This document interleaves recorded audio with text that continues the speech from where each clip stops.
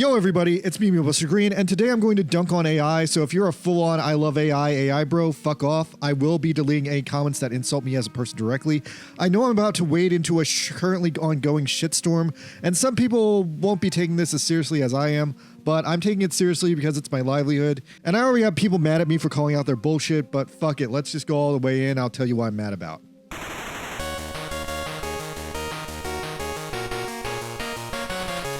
Okay, so first I want to talk about Grok AI. I wanted to end on this because Elon Musk's Grok is a total failure, but unfortunately Grok rolled out an update first on Monday, so I think I'll talk about it first. Yeah, Monday Grok rolled out its new deep search function, seemingly another genius product from the deprived mind of Elon Musk. The idea is that it, instead of being your typical Google search engine that gives you a list of websites you want to look at, instead will write about a 10-page research report, and it takes about 10 minutes to write this report, and it looks at like every website on the internet and compiles you like a fairly nice college-style research report. Now, at first I thought this sounded good. I was actually okay with this because I do a shit ton of research for my YouTube videos, and I actually saw a lot of people on YouTube claiming that this was going to be a great thing. It was going to make everyone's lives better and easier because you could send it to do research, you could just read the research, and decide for yourself if it was good research or not. Many people pointing out that this was super great for researching conspiracy theories, like the current ongoing debate about whether or not there's a giant superstructure underneath the pyramids of Giza, which is now being actively argued against Mr. Beast's previous video, where he went under the pyramids of Giza and found a big old Egyptian sewer. So who do you think is lying here? Mr. Beast, who has never lied about anything, or conspiracy theorists who have apparently shot a super expensive scanner beam into the pyramid? Who knows? Anyway, meanwhile, Google and Yahoo were pensively annoyed and shocked at Grok's deep search function because apparently it has the potential to completely upend their search engine business, as well as totally destroy the search engine's functionality of forwarding people to websites on the internet that has already been deeply impacted by Google already giving incorrect AI summaries to simple Google search questions that already discourages people to just leave Google on and not check out and validate the information themselves. But yeah, the argument here against Grok is that Grok is essentially making better websites than the websites that people are actually searching for, but it's doing that by scrubbing and combining a bunch of websites together.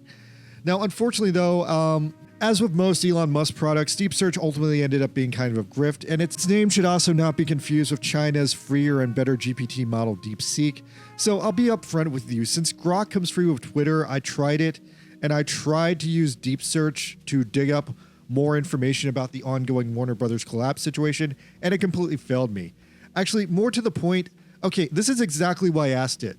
I wanted it to re-find me a meme I saw on Twitter last week that blinked out of existence on my Twitter feed when my feed reset against my will. It was this meme of this rando lamenting that almost every Cartoon Network had greenlit when Zaslav came in 2022 has now been canceled, with the latest casualties being Jellystone and Tiny Toons University. I can basically remember most of the meme off the top of my head, but it had a bunch of other minor shows that escaped my memory, like, I don't know, Little Ellen. So anyway, I sent Grok to Deep Search and try and find that meme for me, or otherwise recompile me the same data so I could just remake it myself, which I thought would be just as good. And I appreciate that it does look at millions of websites instantly and kind of like talk out loud about what its findings on them were. But ultimately, Grok and Deep Search failed me, and the research report it compiled from every information source on the internet seemed like a useful idea until I realized after doing it that it doesn't have the ability to fact check or vet any of this information, especially if it's something that it's not an expert in. So in my case, it took a lot of secondhand information from people speculating, like I sometimes do, and people arguing on Twitter about absolute nonsense. And ultimately, when it finished the research report, it basically gave me a completely insane, obsessed article about the straight-to-DVD Family Matters cartoon revival Urkel's Christmas movie, Urkel Saves Santa, which I guess technically Zaslav considered canceling, and I guess it was canceled as an HBO Max freebie, but it still ultimately came out on DVD, so overall it wasn't canceled. Maybe I should watch this. They apparently got Roy Wood Jr. to play Carl Winslow in it. I'm surprised they're not giving it out for free by now. Anyway, if I had to take a guess what happened, someone probably wrote an essay or a blog lamenting the theoretical cancellation of the Urkel Christmas movie in 2022 that Grok just became absolutely obsessed with, and it basically used that to create the basis of this research report. And yeah, that's completely dumb and useless. Plus, it was canceled in 2022, and I was asking about stuff canceled in 2025. So I've noticed numerous logistical problems with this deep search procedure, and I probably will never try it again because it just has failed and it's stupid and Musk is a fucking con man. This reminds me of the old story about the lawyer who used AI, and the AI would make up a bunch of non-existing laws, and then the lawyer lost his license. But it is probably disturbing to think about that Elon Musk is probably using the information off this Grok system to make up his own demented mind about major life-affecting choices in our lives and in our government right now, some of which are proving to be wrong. And now that I know that this is what he's like basing his opinions on, like I can see why he's like so screwed up. Like this is just straight up like puke. All right, so that's the Grok story. Let me move on to the main culprit of this video. The main problem on Wednesday, Sam Altman released ChatGPT 4.0, the latest update to ChatGPT. And the big update this time is it seemingly has near perfect ability to do image conversations and generations at a much higher fidelity rate than any previous AI. Even AIs that were created and individually focused on only doing that as their only task, like DALL-E AI. Now, I want to say that overall, the AI still makes about the same usual mistakes that have been present in all image generator AIs, like blurry backgrounds, extra fingers, droopy eyes. Like, look at this guy's face. That's a real droopy face, right? Overall, the new images coming out of it, though, are a little bit more lively looking in a way that I want to say overall gives them an overall higher success rate than the old versions.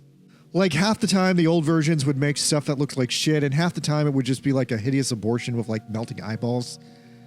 Initially, people realized that they could use the new ChatGPT to turn people into claymation or the Muppets, but then some a-hole went viral telling people to feed ChatGPT pictures of your family so it can turn them into Studio Ghibli style art to impress your girlfriend, and that became a whole meme all through the day Wednesday. It spread through all the classic memes, it spread through screenshots of classic cinema, and then it spread through last week's episode of The White Lotus, which was actually kind of funny, but overall this was an entertaining shit show and it's dystopian and depressing. Some people fired back that this is the exact same kind of thing that happens every time that ChatGPT releases an update.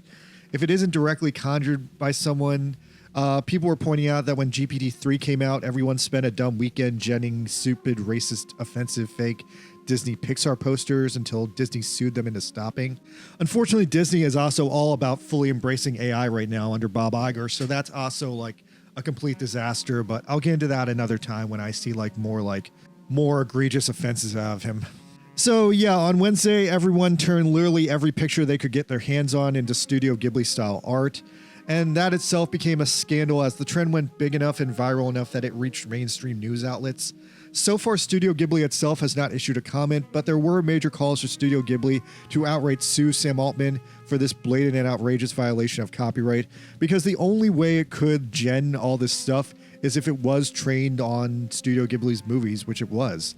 Like, people are pointing out at the end of the day, the only reason ChatGPT can even do any of this is because Sam Altman literally trained it on a massive mountain of stolen copyright content, which at this point includes every frame-by-frame breakdown of every single classic Studio Ghibli movie. People are also even pointing out that all the Ghibli images genned in the generator have a slight yellow tint on them, which reflects bad VHS transfers of Ghibli films from the 90s. So yeah, overall, Sam Altman is a dirty crook, and when it's come back up in the past that he would be blocked from using certain copyright materials, he's whined like a baby to keep from getting prosecuted like any common copyright thief.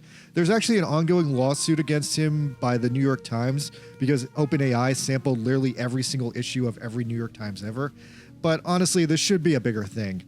Overall, I'm just super offended by this because I know how much Miyazaki hates AI, and I see like people just doing the sleaziest shit with this now. Like there were like a-holes pretty much slam dunking on it, saying that it would put Studio Ghibli out of business, that Miyazaki deserved to die for opposing AI, that just stole his work.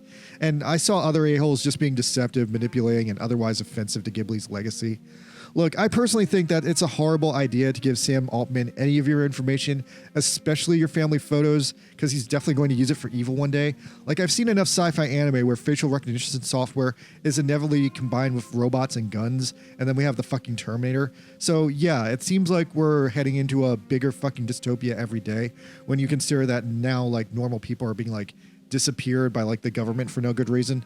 But yeah, there's also the semi-disturbing revelation that as well as new GPT having semi-perfect AI image conversion, it can also design things pretty well at a much higher rate of competency than any previous versions could. With numerous people also crying out that this essentially ends the profession of being a graphic designer. Anyway, in the past 3 years, I've also seen this long-term grift that most of these AI companies seem like they're just trying to break up companies and disenfranchise workers by offering this AI product at free for first, but then slowly raising their prices to the point where only the richest of the rich can actually afford the AI to do the work. So ultimately, it's just another monopoly situation forming, a monopoly where ultimately the AI eventually becomes more expensive than the workers it replaced. So yeah, it's just the same old monopoly grift that's been killing small businesses in America since like the 1900s. The only difference is this time it's affecting the workers directly instead of affecting small companies. So like, if you lose your job to this thing, that fucking sucks. But I'm still gonna say don't fucking give up, because these GPT models will eventually run out of things to rip off. And also the fact is they can only make so many things before everything starts looking the same for them. So my warning is that these things will decay, or the robber barons who control them will eventually get too greedy and make them unnecessarily expensive. And that's without the secondhand consideration that running these GPT model servers costs a ridiculous amount of power and energy. At this point, like, it's to the point where like Microsoft is like reopening the 3 Mile Island power plant and like building like all these additional power plants on islands just to like power its AI. The other thing is, I do think people will eventually get sick of the monotony of it all. It's just kind of another reason Hollywood is failing, because every movie nowadays is just CG robots flying over a sky portal or generic elf girls, and that fantasy is getting old. But yeah, overall this shit is scary, and I definitely can't blame young people for doubting their entire future and career choices at this point, and my heart goes out to them. Like, I'm hoping things will get better, but as it currently stands, I really think nothing's going to get better until after World War III. Meanwhile, on the lighter end of things, I think it's worth mentioning, ironically, while the big reaction to GPT 4.0 in America was holy fuck, I can turn real life into anime, in Japan it was actually the complete opposite, with everyone realizing holy fuck, I can turn my bad MS Paint girlfriend anime waifu into real life, with numerous goomers exploding at joy with their ability to turn the crudest woman you can draw in MS Paint into a totally dateable porn star. And we have some people once again speculating that AI will maybe someday give rise to realistic video games, or photorealistic video games. Maybe that's cool, maybe it'll be ugly, maybe it'll be freaky. Time will tell. Anyway, in the end, it's all pretty disturbing. And there are totally loud calls going out today for ChatGPT to disable the stupid Ghibli filter because it's gone so viral, it's gone out of hand, and people are definitely misusing it. But I'm not even sure if it can be disabled the way it's currently designed. I don't know how they put guards in place for these things. Some other people were pointing out that after the Disney Pixar meme debacle, it became very difficult to gen like Mickey and other like Disney IPs. So I guess if you're having fun with it, have fun with it until like they eventually like start to filter and like censor it.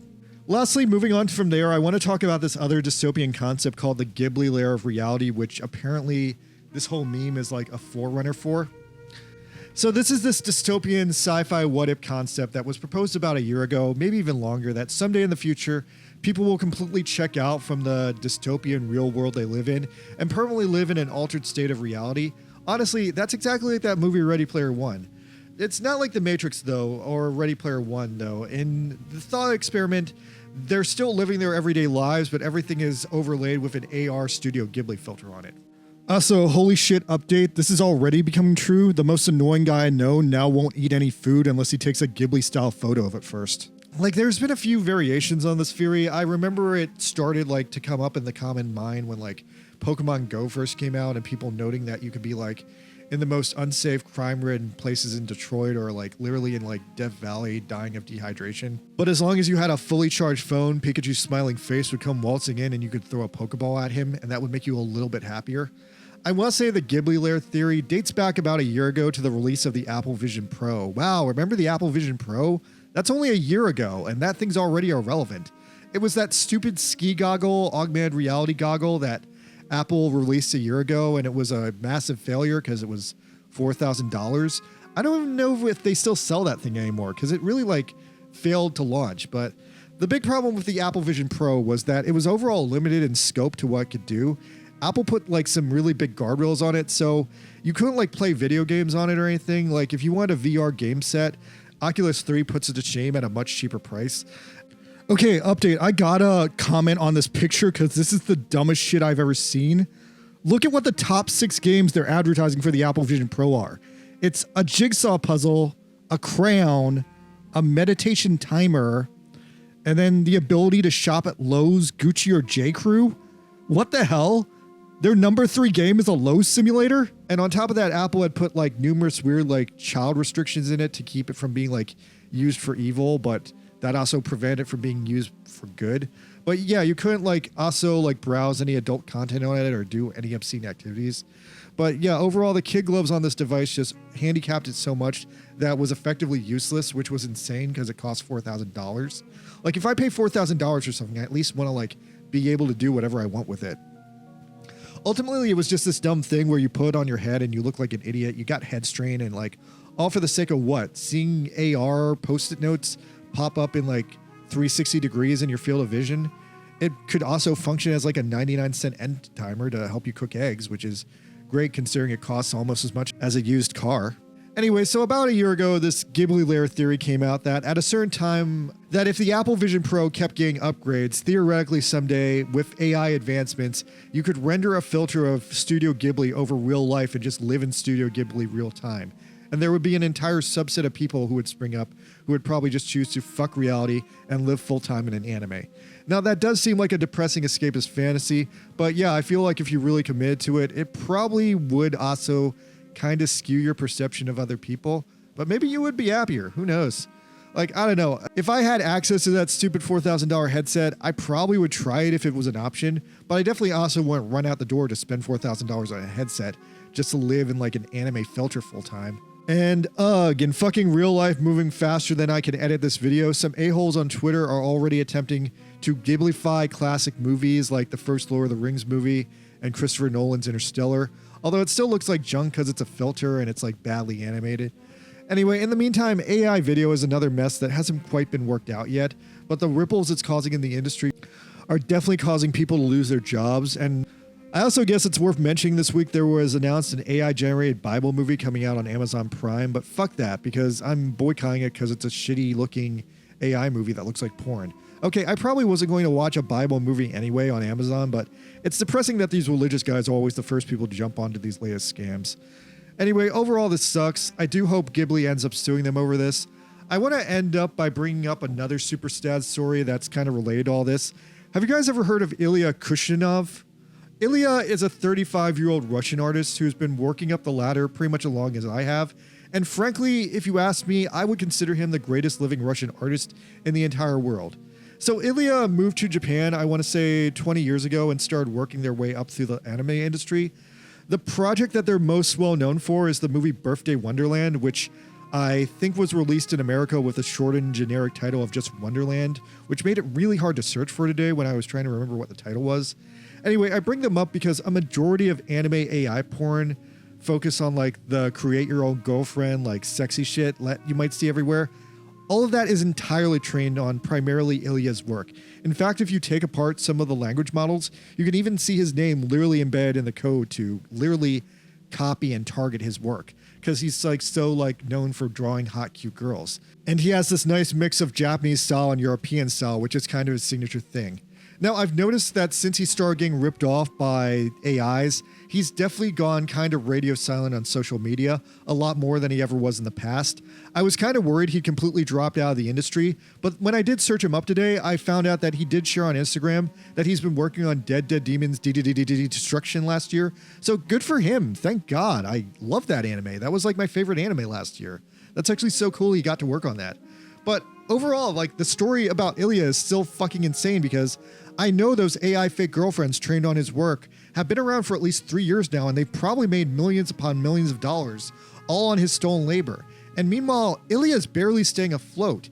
He's a Russian immigrant living in Japan. Like, he does not make good money. Like, he's a pretty cool guy and all, but he's barely getting jobs on obscure animes like DDD, and even then he's working on them not even in a leadership position. So I imagine he's kind of broke and not living a kingly lifestyle.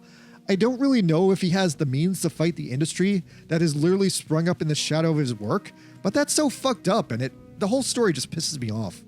Overall, I just remain annoyed and upset that grifters like Musk and Altman keep stealing from small people like Ilya and get away with the most egregious copyright violations of our lifetime. And they're just enhancing other grifters' abilities to con people with all this crap. I hope the law eventually sorts this out, but considering that the world is like falling apart, I absolutely doubt it. All right, I'm Buster Green. I'm depressed. I'm going to take the weekend off and go sulk in Philadelphia. Good night.